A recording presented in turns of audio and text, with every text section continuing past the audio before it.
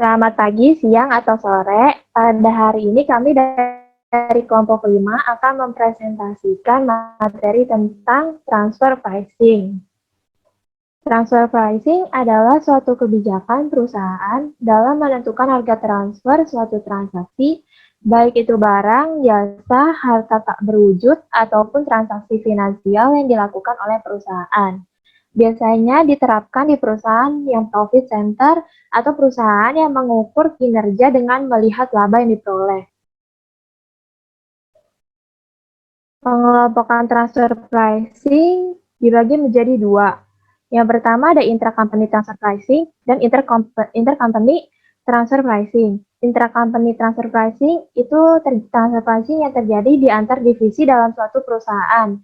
Contohnya ada perusahaan pembuat mobil, ada divisi penjual yang membuat ban dan divisi perakit mobil. Transaksi yang terjadi di antara divisi pembuat ban dan divisi perakit mobil itu yang dinamakan transfer pricing. Lalu yang intercompany transfer pricing dibagi lagi menjadi dua. Yang pertama domestic transfer pricing itu yang terjadi di antar perusahaan di dalam satu negara.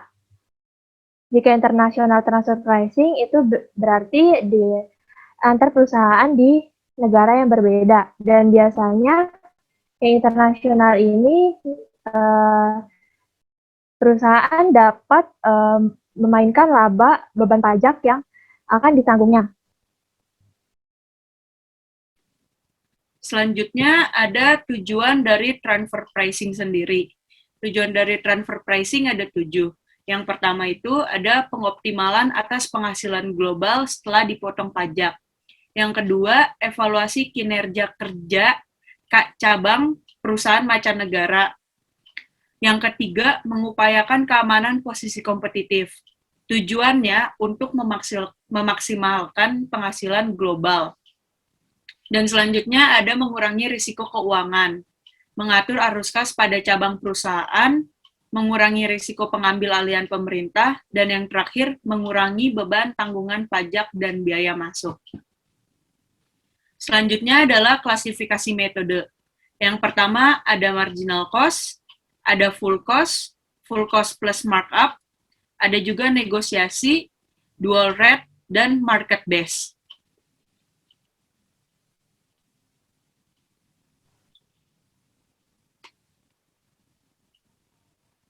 Yang pertama ada market base. Market base itu penentuan harga transfer berdasarkan harga pasar. Biasanya terjadi di pasar persaingan sempurna. Kelebihan dari market base itu harga transfernya cukup objektif dan valid, lalu sederhana, dan juga meminimalisir potensi kesalahan alokasi sumber daya.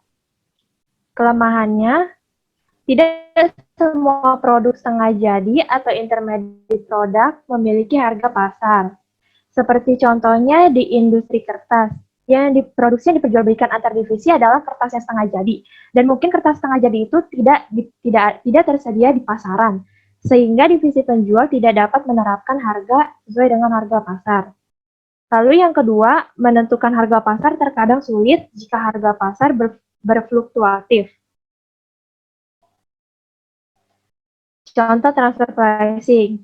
Di dalam suatu perusahaan ada divisi transportasi dan divisi pemurnian. Divisi transportasi adalah divisi yang menjual minyak mentah.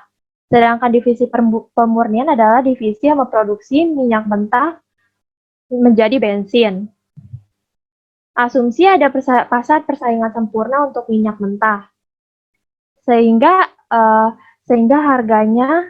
harga divisi transportasi menjual minyak mentah adalah $85 per barel, sesuai dengan harga yang diterapkan di pasar. Namun, jika harga transfer yang ditetapkan kurang dari $85, lebih baik divisi transportasi menjual minyak mentahnya ke eksternal dengan harga $85. Dan juga sebaliknya, jika harga transfer yang ditetapkan melebihi $85, maka lebih baik divisi pemurnian membeli minyak mentah tersebut dari pemasok luar. Hanya harga $85 yang dapat membuat divisi transportasi dan divisi pemurnian melakukan transaksi jual beli secara internal. Kesimpulannya, harga transfer sebesar $85 menghasilkan kesesuaian tujuan antar divisi untuk memaksimalkan laba operasionalnya. Dan hal ini juga dapat memaksimalkan laba operasional perusahaan secara keseluruhan.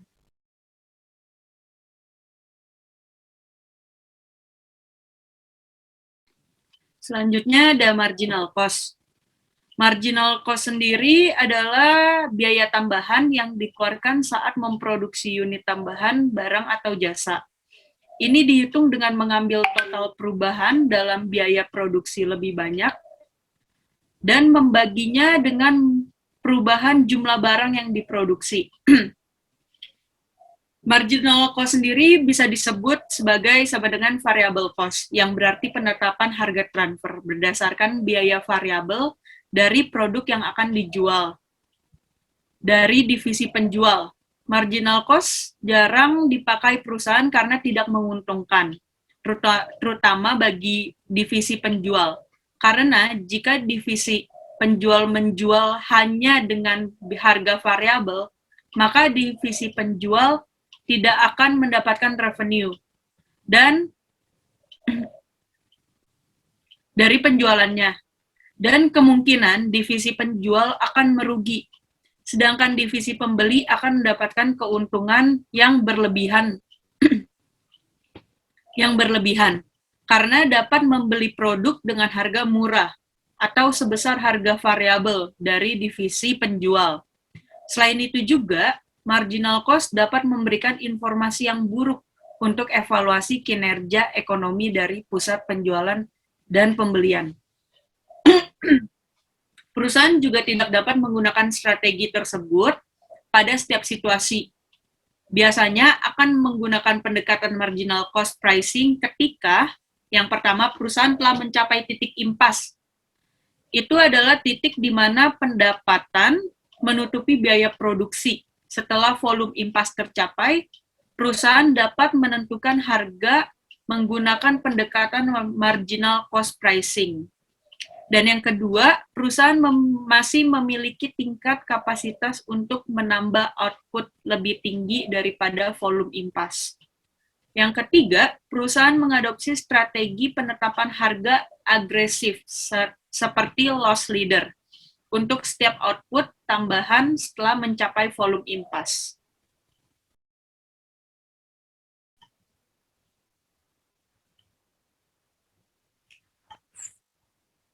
Full cost method. Apa itu full cost method? Full cost method adalah metode penentuan harga pokok produksi yang memperhitungkan semua unsur biaya produksi ke dalam harga pokok produksi, yang terdiri dari bahan baku, biaya tenaga kerja langsung, dan biaya overhead pabrik, baik yang berperilaku variabel maupun tetap. Biaya yang dipakai sebagai dasar transfer adalah semua biaya untuk menghasilkan produk atau jasa sampai dengan dalam keadaan siap untuk ditransfer. Nah, biaya yang dimaksud ini adalah biaya tetap ditambah dengan biaya variabel. Untuk full cost method, ada dua jenis. Yang pertama itu untuk menghitung full cost transfer price-nya saja, dan yang kedua ada full cost ditambah markup method.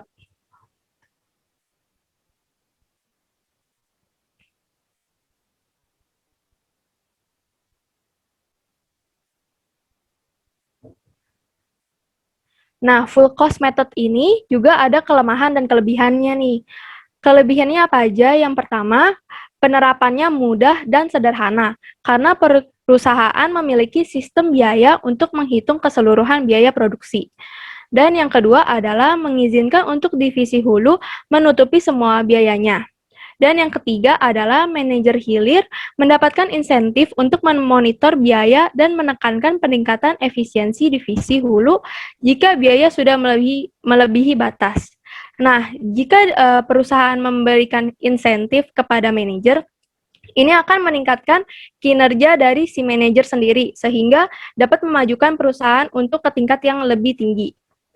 Nah, untuk kelemahannya, Yang pertama, kelemahannya itu metode ini jarang mencerminkan biaya aktual saat ini memproduksi produk karena finansial konvensi akuntansi. Contohnya itu seperti depresiasi dan alokasi biaya overhead yang sewenang-wenang. Nah, yang kedua adalah ketidakakuratan subjek dalam alokasi biaya internal, dan yang ketiga adalah keuntungan penjualan PC diremehkan. Jadi karena penjualan di sini diremehkan, makanya full cost ini menjadi alternatif lain dibandingkan metode-metode lainnya. Nah, kelemahan berikutnya yaitu tidak adanya insentif bagi PC penjual untuk mentransfer secara internal karena tidak ada margin keuntungan. Yang kelima adalah biaya tetap pada divisi hulu menjadi biaya variabel pada divisi hilir, sehingga biaya tetap ini dan biaya variabel ini dapat diubah oleh divisi hilir sehingga dapat menurunkan pendapatan perusahaan. Dan yang terakhir yaitu hulu dapat menolak penjualan ke hilir jika penjualan ke pihak luar perusahaan menggunakan harga yang sudah dikenakan profit.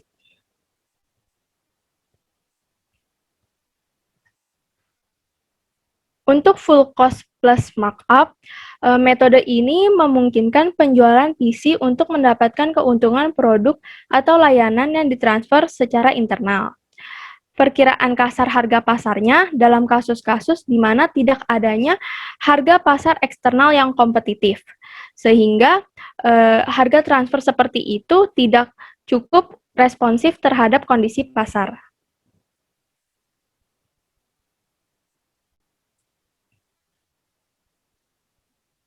Untuk contoh soalnya, PT Profit memiliki dua divisi, yaitu divisi A dan divisi B, yang dibentuk sebagai pusat laba. Divisi A menghasilkan suku cadangki dan dijual di pasar luar sebanyak 10%, dan sisanya ditransfer ke divisi B. Manajer divisi A dan B sedang mempertimbangkan penentuan harga transfer suku cadangki untuk tahun anggaran YAD. Menurut anggaran divisi A akan beroperasi pada kapasitas normal sebanyak 1.000 unit dengan taksiran biaya benuh untuk tahun anggaran yang akan datang sebagai berikut. Biaya produksinya sebesar 250 juta, biaya administrasi dan umum sebesar 50 juta, dan biaya pemasaran sebesar 30 juta. Dengan total biaya penuh divisi A yaitu sebesar 330 juta rupiah. Total aktiva yang diperkirakan pada awal tahun anggaran adalah sebesar 1 miliar, dan laba yang diharapkan yaitu dinyatakan dalam ROI sebesar 20%. Tentukan harga transfer untuk suku cadangki.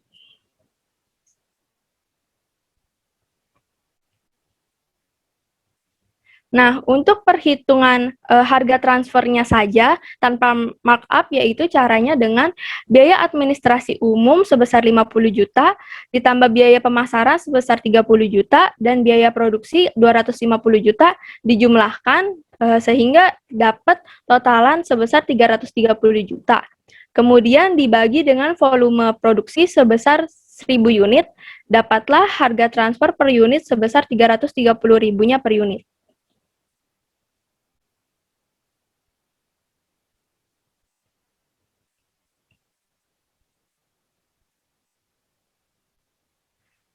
Untuk perhitungan harga transfer dengan markup-nya, yaitu yang pertama, kita harus hitung dulu biaya administrasi dan umum sebesar 50 juta, ditambah biaya pemasaran 30 juta, kemudian hitung laba yang diharapkannya.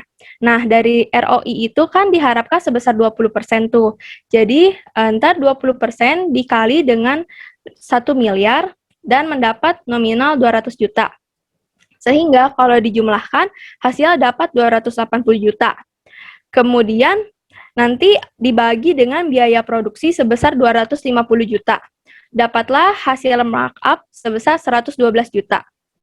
Nah, kemudian kita hitung perhitungan harga transfernya. Nah, biaya produksi sebesar 250 juta ditambah dengan hasil markup tadi, jadi caranya 112% dikali dengan 250 juta yang didapat dari biaya produksi. Dapatlah 280 juta.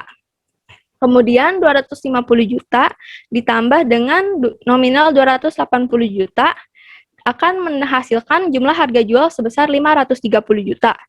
Kemudian nantinya dibagi dengan volume produksi sebesar 1000 unit. Sehingga dapat harga transfer per unit sebesar 530.000 per unit.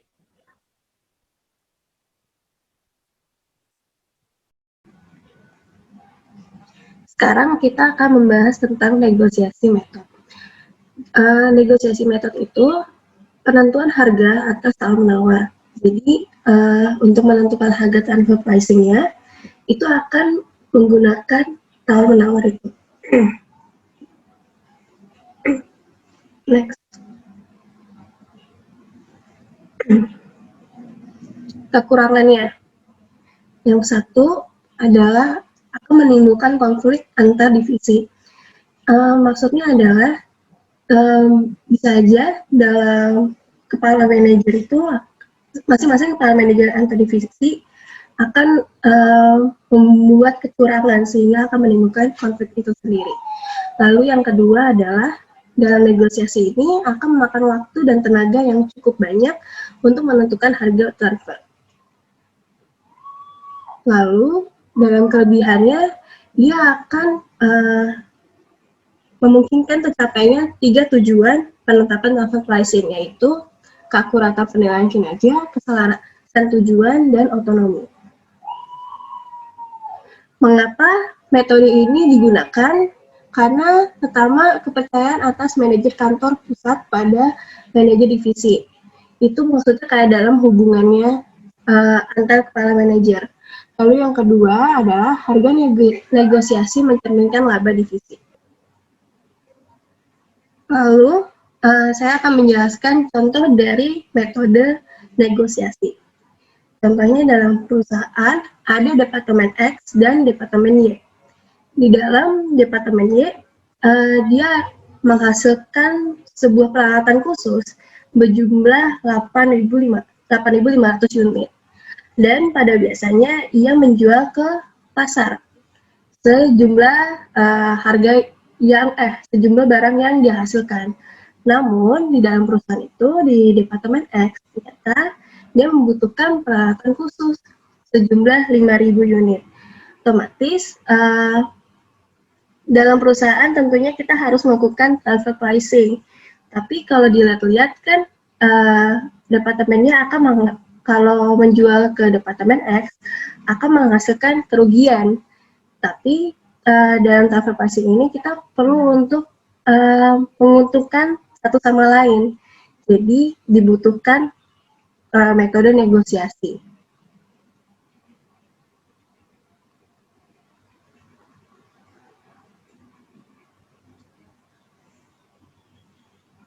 Nah, di Departemen Y, ketika dia menjual barang itu ke market, harga jualnya itu sama dengan 45.000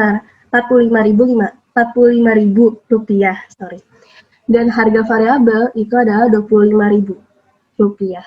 Tapi kalau dia menjual ke produk ke Departemen X, maka ia akan menggunakan yang tadi saya bilang 3.500 unit dan harga variabelnya adalah 8.000 rupiah.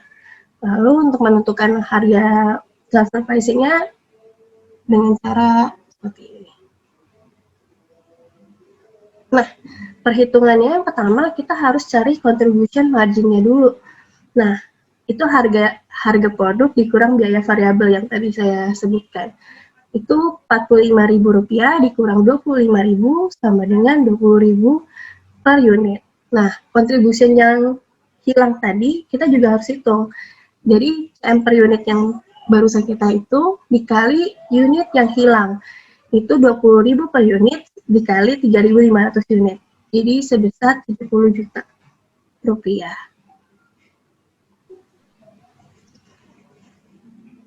Setelah contribution margin unit yang hilang tadi, maka kita harus hitung per unitnya. Nah, total CM hilang dibagi unit yang akan diproduksi. Jadi 70 juta dibagi 5.000 unit menjadi 14.000 rupiah. Nah, jadi harga transfernya untuk produk itu harga variabel ditambah CM per unit yang hilang itu 8.000 ditambah 14.000 menjadi 22.000. Nah, harga transfer ini itu adalah harga minimal atau dinaikkan, tetapi tidak boleh lebih besar dari 22.000. Jika Departemen Y mempunyai kapasitas lebih, batas harga terendah adalah 8.000 sama dengan biaya variabel. Nah, karena Departemen Y perlu menguntungkan, jadi negosiasi ini perlu dilakukan. Selanjutnya, metode yang terakhir itu metode dual rates. Metode dual rates ini merupakan metode transfer pricing dengan gabungan dua metode. Dalam metode ini, pusat yang melakukan penjualan mencatat penjualannya sesuai harga pasar, dan pusat pembelian membayar dengan harga sesuai konsep marginal atau full cost.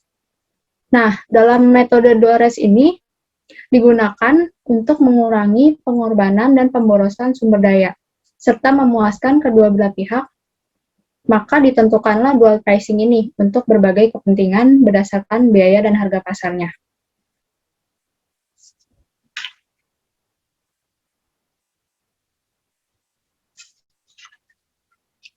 Nah, selanjutnya itu ada keunggulan dan kelemahan dari metode dual rates ini.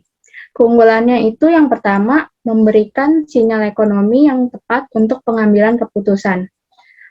Melihat dari metode dual rates ini, melihat kinerja sebagai salah satu faktor dalam pengambilan keputusan oleh perusahaan. Yang kedua itu memelihara informasi yang tepat untuk tujuan evaluasi. Setelah melihat kinerja, maka adanya evaluasi untuk perbaikan. Yang ketiga itu memastikan bahwa transaksi internal akan terjadi, sehingga memungkinkan untuk mempertahankan proses produksi yang sudah terintegrasi. Selanjutnya itu kelemahan metode dual rates. Yang pertama itu menghancurkan insentif untuk menegosiasikan harga luar yang menguntungkan untuk persediaan. Karena dalam metode ini pusat pembelian hanya membayar dengan biaya marginal, maka mereka memiliki insentif untuk bernegosiasi itu hanya sedikit dengan pemasok luar, dengan harga yang menguntungkan. Dan oleh karena itu, maka juga akan menghancurkan insentif untuk meningkatkan produktivitas, karena juga kurang bersaing dengan luar.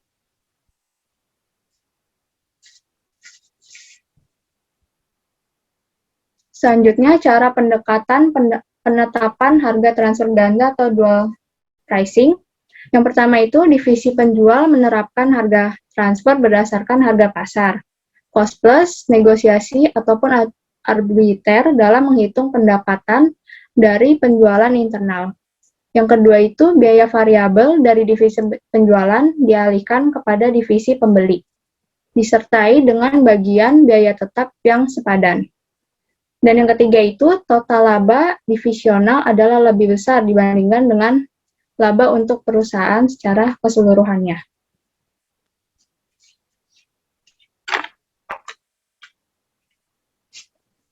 Selanjutnya itu contoh soal metode dual pricing yang bisa dilihat juga dari buku Hongren chapter 22.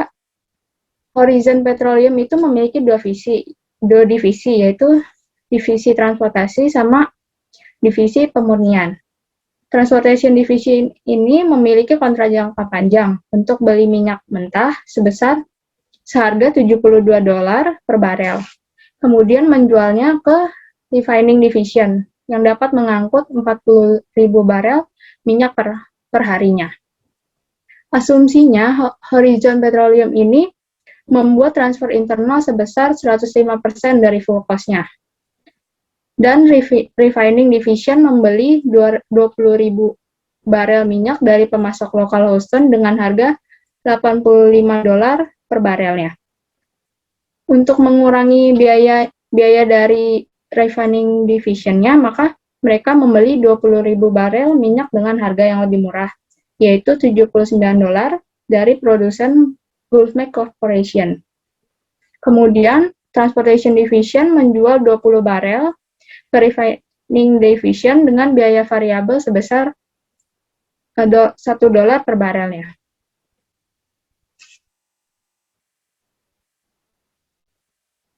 Next.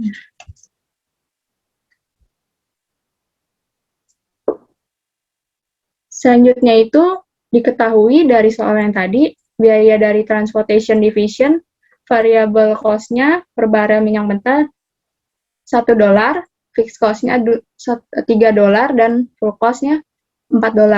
Dan tadi mereka memiliki kontrak jangka panjang, jadi kontrak price-nya per barelnya itu $72. Untuk biaya refining division-nya itu variable cost-nya $8, fixed cost-nya $6, full cost-nya jadi $14. Dan market price-nya per barel jadi $85.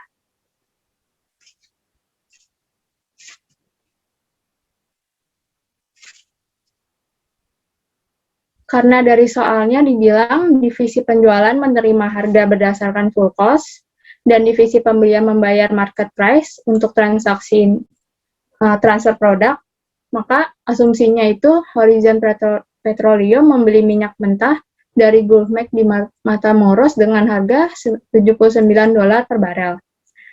Perhitungan transfer price-nya yaitu 105% dari pembeli harga pembeliannya dari Gulfmax, variable cost-nya per unit dari Transportation Division, dan fixed cost-nya kepada Transportation Division. 105% dikali $79 ditambah $1 ditambah $3. Jadi hasilnya $87,15 per barel. Jadi refining division ini memperoleh setiap barel dari Transportation Division ini sebagai biaya variabelnya sebesar $87,15 per barelnya. Jurnal selanjutnya jurnal entry untuk mencatat transfer dari antara Transportation Division dengan Refining Division-nya. Di debit itu ada Refining Division sebagai divisi pembelian yang dicatat sebesar harga pasarnya yaitu $85, dan Transportation Division di kredit $87,15 dari perhitungan yang di atas, dan karena ada selisih maka adanya akun corporate cost sebesar $2,15 di sisi debit. Dari dual pricing ini mempromosikan kesesuaian tujuan karena membuat refining division ini tidak lebih buruk jika membeli minyak mentah dari Transportation Division daripada dari pemasok internal lainnya dengan harga $85 per barel, $85 per barel. Demikian presentasi dari kelompok kami tentang transfer pricing dan perhitungan serta metodenya. Terima kasih.